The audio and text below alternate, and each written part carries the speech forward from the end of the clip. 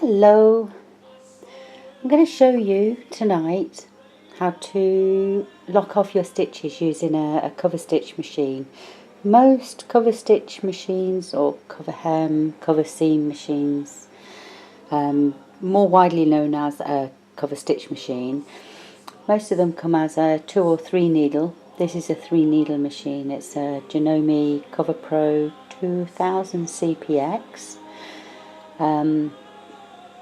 Basically what you do find is with cover stitch machines is part of the stitch that's created on the back of a cover stitch machine, on the back of the fabric, i.e. the cover stitch, is created using a series of looping threads and chain stitch threads, and if they're not locked off correctly they will start to come undone, as a chain stitch would do. A chain stitch, if you pull one of the threads, you notice it's a bit like if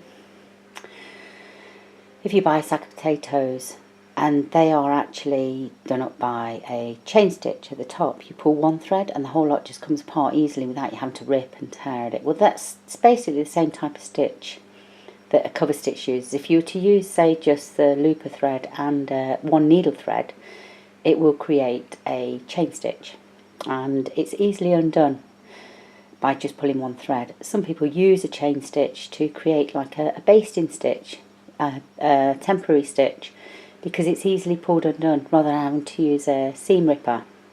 It's a little tip there. Okay, so today I'm going to show you how to do the lock-in of the stitches using this machine, but most cover stitch machines work the same way. Okay, if you use this same technique. I made myself a little hooky tool, this one here, just using a small paintbrush handle and part of a bulldog clip that I cut into, well, I cut one side of it off. It's basically one of these.